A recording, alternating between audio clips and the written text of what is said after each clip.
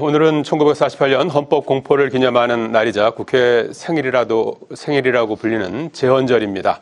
하지만 여야는 극한 대립 중이고 개원식은 기약 없이 미뤄지고 있습니다. 어제도 여야 원내대표가 마주 앉았지만 서로의 이견만 확인했을 뿐 국회 일정에 끝내 합의하지 못했는데요. 국회가 언제쯤 정쟁에서 벗어날 수 있을지 우려가 커지는 상황입니다. 집중토론 안영환 문학진 전 국회의원과 함께 국회 상황을 비롯한 정치 현안 살펴보겠습니다. 안녕하십니까? 안녕하세요. 안녕하십니까? 자, 오늘 76주년 제헌절입니다. 오늘 경축식이 국회에서 열렸는데 우원식 국회의장이 개헌을 언급했습니다. 그래서 윤석열 대통령에게 개헌과 관련한 대화를 하자 이렇게 제안을 했고 또 여야 정당에게는 일정을 제시했습니다. 그래서 내후년에 있을 지방선거, 2026년 지방선거 때 개헌과 관련한 국민투표를 동시에 같이 하자. 그러니까 그때까지 이제 개헌과 관련한 논의를 이제 하자 이제 이런 취지로 보였는데요. 어떻게 보셨습니까? 네, 이 개헌에 대한 이야기는 어제 오늘 나온 이야기가 아니고요. 일단 저도 실현됐으면 좋겠습니다. 네. 라는 말씀 드리고 싶고요. 역대 국회의장들이 본인의 임기 때 개헌을 계속 추진해 왔었습니다. 네. 정치적 여건, 특히 이제 대통령들도 마찬가지고요. 대통령들도 집권 초에는 개헌 이야기를 꺼내지 않습니다. 권력 기반이 개헌 논의 때문에 흔들릴 수 있기 때문에. 네. 그러나 또 집권 후반기에는 개헌할 수도 있다는 그런 이야기를 많이 하는 경우가 많았었습니다. 네. 그래서 저는 현재 헌법 체제, 이른바 87년 체제에는 그 시효가 끝났다라고 저는 생각을 합니다. 네. 그래서 저뿐만 아니라 많은 정치학자들이 그런 이야기를 하고 있고요. 현재 87년 체제의 권력 구조는 삼김 시대 때 상김에 의해서 만들어진 그 시대의 상황을 반영한 또 그들이 대권을 장악하기 위한 그런 점들이 굉장히 많았었습니다. 네. 그래서 이제는 시대 변화에 맞는 또 우리 정치 구조 변화에 맞는 개헌이 필요하다. 사실 한 하늘에 두 태양은 존재할 수가 없습니다. 네. 입법 권력과 행정 권력이 충돌하는 상황. 네. 이게 이제 대화와 타협의 문화가 있는 나라에서는 가능합니다만 우리는 그 문화가 아직도 조성이 안 된 상황이거든요. 네. 그래서 그런 부분. 지금처럼 입법 권력과 행정 권력이 충돌하면 국가가 아무 돌아가지 않습니다. 예. 이런 구조를 이제는 깰 때가 되지 않았나. 그런 의미에서 개헌 논의는 시작을 해야 된다. 그리고 이제 이번에는 26년도에 지방선거가 있고 예. 27년도에 대통령 선거가 있습니다. 그러니까 시기도 어느 정도는 맞을 것 같습니다. 예. 그렇기 때문에 아마 여야가 관심을 가지고 나서주기를 당부를 드리겠습니다. 예. 그동안 여러 차례 이제 반복되어 왔던 개헌론 이번엔 좀 추진될 수 있을까요? 어떻게 보십니까? 이 개헌 하고자 하면 대통령의 의지가 이제 가장 중요하다고 볼 수 있죠. 예. 물론 국회에도 이제 발의권이 있긴 있지만 여당은 아무래도 이 대통령 의중에 따라서 움직이는 경향이 농후하기 때문에 네. 대통령이 어떤 그 의지를 가지느냐 이게 가장 중요하다고 보고요. 네. 저는 지금 우원식 의장이 적시에 그 제안을 잘 내놨다 이렇게 생각을 하고 지금 방금 얘기한 대로 이게 1987년 헌법 아닙니까? 예. 그러니까 지금 만 37년 된 헌법이에요. 그렇습니다. 그래서 우리 사회가 정치, 경제, 사회 제 분야에서 그동안 37년 동안에 여러 가지 변화가 있었고 그 변화를 이제 새로운 헌법에다가 담아내는 거 여러 차례 얘기가 나왔었는데 성사가 안 됐는데 네. 저는 윤 대통령이 지금 상당히 정치적으로 이제 궁지에 몰려 있다 이제 이렇게들 보잖아요. 대통령 지지율도 예. 20%대 여기서 맴돌고 있고 그래서 이런 대통령이 궁지에서 일부에서 그런 얘기를 한 걸로서 봤습니다. 벗어날 수 있는 그 카드 그런 방법으로라도 네. 그리고 또 매우 시대적으로 이제 필요하다 하는 게 이제 중론이니만큼. 네. 임기 1년 단축, 자신의 임기 1년 단축을 하는 걸 감수하고도 이 개헌 카드를 대통령의 의지를 가지고 던질 필요가 아마 있을 것이다. 지금 이 시중에 야당은 물론이고 윤 대통령에 대한 이 탄핵이 그냥 이렇게 스스럼 없이 이야기들이 돌잖아요. 이런 것들을 윤 대통령이 돌파할 수 있는 어떤 카드도 될 수 있지 않겠나. 내용으로는 제가 이렇게 생각한 데는 가장 중요한 거는 대통령 4년 중임제하고 결선 투표제 이거 도입이 돼야 되지 않겠나. 뭐 그런 생각이. 지금은 이제 내용은 뭐 이제 그 다음 이제 단계에서 그건 뭐 이제 협의를 해야 되겠죠. 예, 뭐 이제 개헌 논의에 이제 물꼬를 트는 게 중요할 텐데 우 의장이 제안한 그 대통령과의 개헌 대화 응할까요, 윤석열 대통령? 저는 윤 대통령이 지금 이런 그 정치적 아주 총체적인 네. 궁지 국면을 벗어나기 위해서라도 저는 응해야 한다. 네. 그렇게 봅니다. 예. 안 의원님께서도 응해야 된다고 저도 보시나요? 예. 논의가 필요하다고 보여집니다. 예. 사실 이제 앞서 말씀드렸지만 역대 대통령들이 임기 초에는 자기의 국정 목표를 달성하기 위해서 개헌 같은 정치적 이슈가 떠오르는 거 원치 않습니다. 예. 그렇지만 이제 집권 후반기에 본인의 그 장악력이 좀 떨어질 때쯤이면 개헌을 통해서 뭔가 주도를 하고 싶은 그런 마음이 생기거든요. 역대 예. 대통령이 다 그랬습니다. 그렇지만 이번에는 그런 뭐 권력과는 상관이 없이 권력 장악과는 상관이 없이 대한민국을 위해서 개헌 논의는 반드시 필요하다.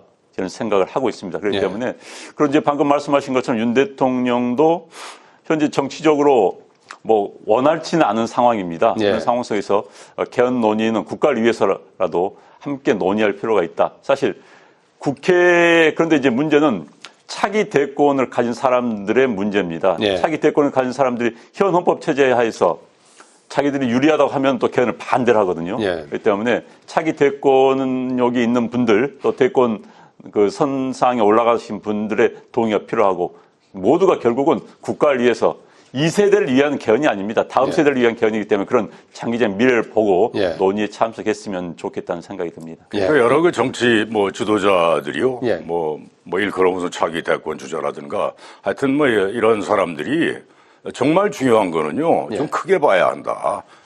자기 그 이해타산, 예. 자기 정치적 유불리 이거에서 좀 한 발짝 좀 벗어나서 예. 크게 볼 필요가 있다. 매우 개헌이 필요한 시점이다 하는 데는 뭐 크게 이의가 없을 예. 거예요. 개헌은 뭐 모멘텀, 국민의 어떤 그 뭐 요구 이런 것들이 이제 중요하다고 이제 하는데 그런 요구를 이제 수용해가는 개헌이라면 뭐 국민들도 오케이 하시겠죠. 그렇죠. 예. 윤석열 대통령이 일단 그 개헌 대화 제안에 대해서 어떤 응답을 내놓는지 한번 보도록 하겠습니다. 적극적으로 검토하길 바랍니다. 예. 국회 상황을 좀 살펴봐야 될 것 같습니다. 어제 국회 상임위 곳곳에서 여야 간에 상당한 충돌이 있었는데 특히 법사위에서 이번 주 금요일과 다음 주 금요일에 대통령 탄핵 청원과 관련한 청문회를 지금 야당에서 이제 추진하고 있지 않습니까? 그래서 이번 주에는 해병대원 순직 사건과 관련한 청문회고 다음 주에는 김 여사 관련한 청문회가 준비되어 있는데 지난번에 39명 증인 채택을 했고 어제 추가로 6명 증인 채택을 했습니다. 아마 다음 주 김건희 여사 관련한 의혹과 관련한 증인을 추가로 채택을 했는데 이원석 검찰총장, 정진석 대통령 비서실장이 포함이 됐어요. 그래서 여당에서는 검찰총장 증인 채택에 대해서 이재명 전 대표 수사를 방해하겠다는 의도가 아니냐 이렇게 지금 반발하고 있는 상황인데 추가적으로 증인 채택한 상황 어떻게 보셨는지요? 일단 이 청문회는 청문회를 열 수 있는 요건이 되질 않죠. 기본적으로 그 국민들의 청원에 대해서 청원을 관련해서는 기본적으로 현재 감사, 수사, 재판 중인 사안에 대해서는 국회가 받아들이지 않습니다. 네. 그런데 이번에 그럼에도 불구하고 그런 사안들이 포함됐는데 받아들여서 또 청문회까지 하겠다는 건데 예. 입법 권한이 절제가 있어야 되는 겁니다. 절제 있게 절도 있게 사용돼야 되는데 지금 뭐 속된 말로 조자랑 헝칼을 휘두르듯이 사용해서는 안 되는 거고요. 검찰총장 출석도 마찬가지입니다. 무조건 불러서 무조건 뭐 속된 말로 해서 공격하고 비난하고 지적하고 하는 것은 바람직하지 않고요. 역대 검찰총장들이 이런 일은 나온 적이 없습니다. 예. 관례입니다. 검찰총장은 국회 국정감사에만 나왔다는 게 관례입니다. 왜냐하면 관련 수사에 영향을 미칠 수 있기 때문에요. 네. 또 정치 관련 수사들이 많이 벌어지고 있는 대한민국 현실에서 게다가 이재명 당대표가 현재 검찰 수사의 대상이 되고 있는 거 아니겠습니까? 그런 네. 상황 속에서 검찰총장을 불러서 청문회에서 질의를 한다? 누가 보더라도 검찰총장을 겁박하기 위해서 한 거 아니냐? 예. 라는 오해를 받을 수밖에 없습니다. 이건 예. 오늘 제헌절인데 권위는요. 내가 세우고 싶어서 만들고 싶으면 만들어지는 게 아닙니다. 예. 남들이 존경할 때 권위가 세워지는 겁니다. 입법부 이렇게 하면 할수록 입법부의 권위가 떨어지는 겁니다. 예. 정인 데려다 놓고 큰 소리를 친다 해서 국회의 권위가 생기는 게 아니에요. 예.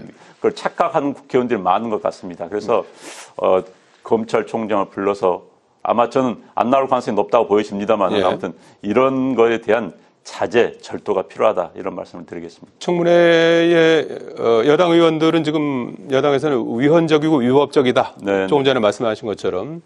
그래서 이제 증인 채택할 이유도 없다 이렇게 지금 돼 있는 것 같은데 그러면 그 야당에서는 전면 보이콧할 가능성이 큰 건가요? 그렇죠. 저는 어떻게 보십니까? 보이콧 할 거라고 봅니다. 예. 왜냐하면 거기 나와서 앉아서 같이 질의를 할 수가 없는 상황이고요. 예. 이 청문회 자체가 근본적 문제가 있기 때문에 예. 나올 수가 없는 거고요. 게다가 이제 증인들을 마구잡이로 출석시킨다는 것도 정말 적절하지 않습니다. 예. 문학재 의원님께서 어떻게 보십니까?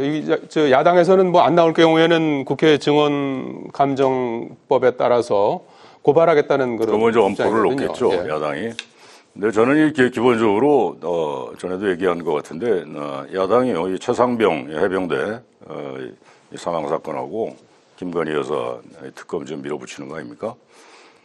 야당의 기본 입장은 이게 좀 각종의 여론조사에서 예. 국민 여론이 두 개 다 특검 반드시 해야 한다가 압도적으로 높다. 그렇게 실제로 나오고 있고요. 예. 이제 그거를 이제 등에 업고 야당이 이제 밀어붙이는 거죠. 여당 입장에서야 이게 이 두 건 다 이 대통령하고 이제 직결될 수 있는 사안들 아닙니까? 예. 그건 뭐 여긴 뭐 진짜 길을 쓰고 이제 막으려고 할 거고요. 뭐 저 헌법재판소에 뭐 위헌 심판 제청인가요? 그것도 좀 해놨죠. 예. 그러니까 뭐 이 법사위가 애초 예상했던 대로 이제 최대 전장이 돼 있는데 강대강으로 계속 갈 수밖에 없을 거예요. 아마 검찰총장 경우는 뭐 관례도 얘기를 하셨는데 아마 안 나올 가능성이 크고요. 근데 네. 이제 그 과정에서 그 공방하는 과정에서 야당은 국민 여론 믿고 정치적으로 이 득점 플러스하는 이런 쪽으로 주안점을 두고 계속 센 그 공격을 가하겠죠. 네. 여당은 또 거기에 뭐 넘어갔다 하면 이게 그냥 수에 휘말리는 거니까 야당에 극구 방어하려고 들 거고 그 강대강으로 계속 대치하지 않을까. 네. 일단 모레 있을 탄핵 청원 청문회 뭐 여당 의원들은 과연 이제 들어올지 아니면 증인들은 출석할지 이런 부분들이 상당히 이제 관전 포인트가 될 것 같습니다.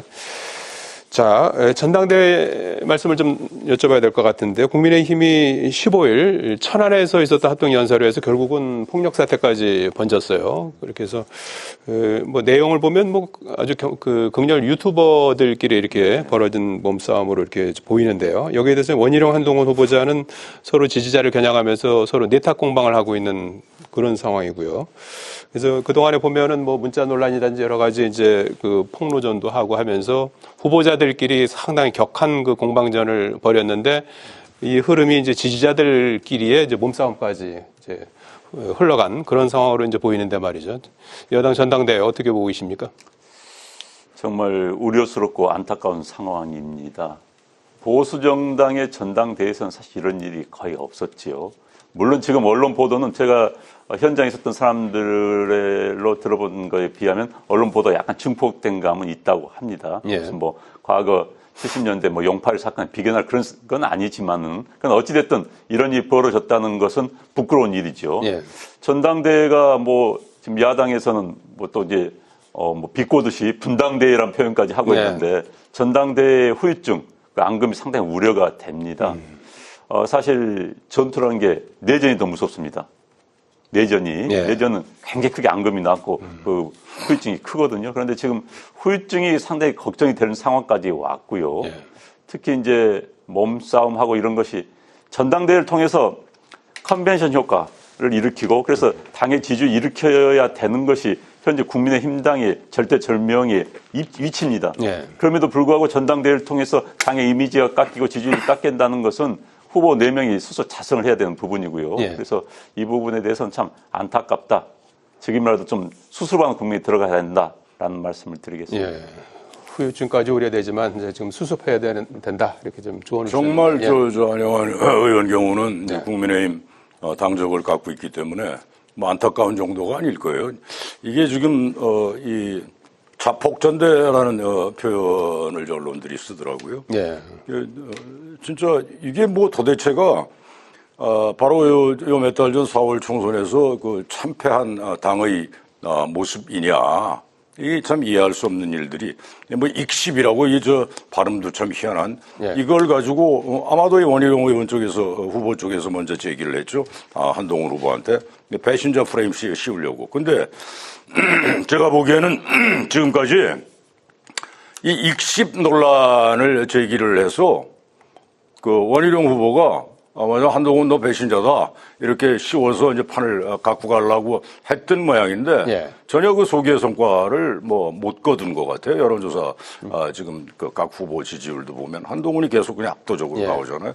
그러니까 최대 패자는 제가 보기엔 익십 논란을 선도적으로 제기했던 원희룡 후보 아닌가. 그리고 아마도 이게 원희룡 후보한테는 뭐 모르겠어요. 앞으로 그 사람이 어떤 식으로 정치를 해갈 계획인지는 제가 알 수는 없는데 네. 이번 이 전당대회에서의 그 원 후보의 모습은 아마 두고두고 꼬리표로 참 좋지 않은 그런 꼬리표로 따라다닐 것이다. 예. 이렇게 보고요. 예. 이 전당대회든 뭐 후보 지명전이든 하게 되면 그 상대에 대한 비판 뭐 이런 거야 있는 노릇이죠. 근데 그것도 우리가 그 금도란 표현이 있지 않습니까? 그 어떤 그 선이 있어요, 선이. 예. 근데 나 이번에 국민의힘 전당대회 지금까지 쭉 보면 이 금도란 게 사라진 그야말로 자폭하기 위한 이 대회 같다.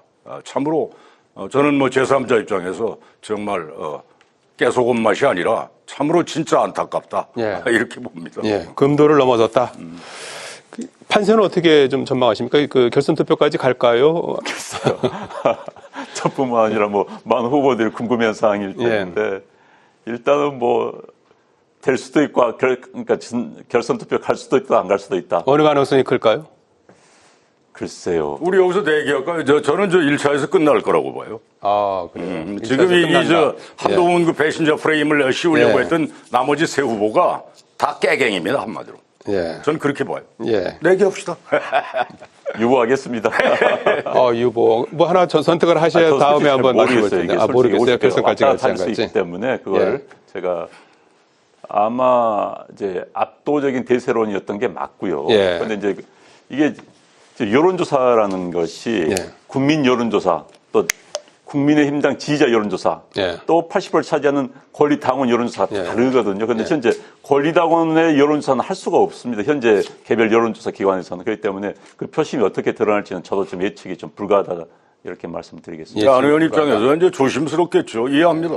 예. 결선 투표 간다 안 간다에 따라서 이제 어떤 지지 성향을 갖고 있는지가 드러날 수도 있으니까. 하더라도 예. 1등한 후보가 바뀔 가능성이 굉장히 낮지요. 예. 그건 뭐 현실입니다. 예. 사실상 끝났어요. 그랬어요. 예, 예. 내가 너무 서둘러서 예단하는지는 몰라도 그래 보여요. 알겠습니다. 다음 주 화요일 전당대회에서 이제 뭐 끝날 걸로 이렇게 이제 예상을 하셨습니다. 자, 이 지금 추경호 국민의힘 원내대표가 이재명 대표가 조금 종부세라든지 금투세에 대해서 유연한 입장을 보인 데 대해서 이제 맞받았습니다. 논의하자 이렇게 지금 전향적으로 했어요. 그러니까 다시 민주당에서는 조금 이제 신중한 그런 입장으로 조금 좀 뭐 신중한 입장을 보였는데 정부안을 보고 입장을 정리하겠다. 그리고 세수 확보 방안을 내놓으면 그때 가서 검토하겠다. 이런 그 당의 공식 입장은 그렇게 나왔는데 어쨌든 이재명 후보 입장에서는 전 대표 입장에서는 이 문제를 이제 계속해서 가져갈 것 같아요. 그래서 이 문제가 당내 반발도 있고 그런데 이런 걸 무릅쓰고 실현해낼 수 있을까요? 어떻게 보시는지요? 이런 걸 논의하라고 국회가 존재하고 있습니다. 네. 자, 일반인들한테 얼마나 가슴이 와닿는 주제 아닙니까? 금투세, 종부세 문제들은 개개인의 삶에 영향을 미치는 정말 이야말로 민생 주제들입니다. 예. 이런 걸 논의를 해야 됨에도 불구하고 말도 안 되는 정치적 이슈 가지고 치고받고 사생 결단을 벌이고 있는 그런 국회가 참 안타깝다는 말씀을 드리고요. 어쨌든 뭐 이재명 대표가 어떤 의도를 가지고 이런 이야기 했는지 모르겠습니다. 무슨 뭐 중도층을 겨냥한 뭐 표심을 겨냥한 뭐 우플릭이다 이런 뭐 상관이 없습니다. 그건 어찌됐든 정책은 중도에 맞춰야 되는 겁니다. 양극단으로 끌려가서는 국가 운영은요. 모든 정책은 이해 과정의 조정 과정에서 중도로 수렴될 수밖에 없습니다. 예. 그러니까 중도를 겨냥한 뭐 표심이든 근데 정책이 갈 수밖에 없는 거고요. 그래서 이 논의는 구체적인 안을 가지고 여야가 논의해서 결론 내려주길 바라고요. 이건 바람직한 논의입니다. 예, 바람직한 논의고 이게 이제 민주당 전당대회에서도 상당히 핵심 의제가 될 수 있을 것 같아요. 논란이 뭐 있을 전 의원은 반대하는 입장이니까요. 있겠죠. 예. 당내 반발도 예. 표면적으로 있었고요. 예. 이 문제에 대해서. 근데 제가 요새 이렇게 보면 이재명 대표 이제 후보죠 지금 네. 후보가 굉장히 전에 비해서는 좀 그 표정이나 뭐 이런 여러 가지 그 액션들이 좀 여유가 있어 보여요. 그게 이게 좀 그 8월 18일 아마 전당대회죠. 네. 민주당이 김두관 후보가 지금 붙는데 이 민주당 8월 18일 결과도 이미 나와 있다고 저는 보거든요. 예. 이 김두관 후보가 이제 얼마만큼 좀 잠식을 하느냐 이제 그런 문제인데 그리고 이제 국민의힘이 뭐 아까도 얘기했듯이 워낙 이렇게 죽을 쓰니까 상당히 이 대표 이 후보 이재명 후보가 여유를 좀 가진 것 같고 예. 뭐 의도는 뻔한 거 아니겠어요? 이번 이 종부세라든가 예. 이 금투세 문제 꺼낸 게 외연 확장이죠. 이 양반은 지금 목표가 27년 대선 아닙니까? 네. 외연 확장, 중도층으로의 접근, 그거라고 보죠. 대표, 출마 선언도 뭐 거의 무슨 대선 후보, 네. 뭐 출마 선언문 같았다 뭐 이런 평을 받았잖아요. 그런 프로그램에 의해서 지금 이런 그 정책적인 문제도 제기하는 것 같습니다. 예, 종부세, 금투세, 이 세제 개편안도 이제 최종적으로 어떤 모습으로 귀결될지 또 주목되는 부분입니다. 자, 오늘 여기까지 듣겠습니다. 고맙습니다. 네, 집중 토론 안영환 문학진 전 국회의원과 함께 얘기 나눠봤습니다. 시청해주신 여러분 감사합니다.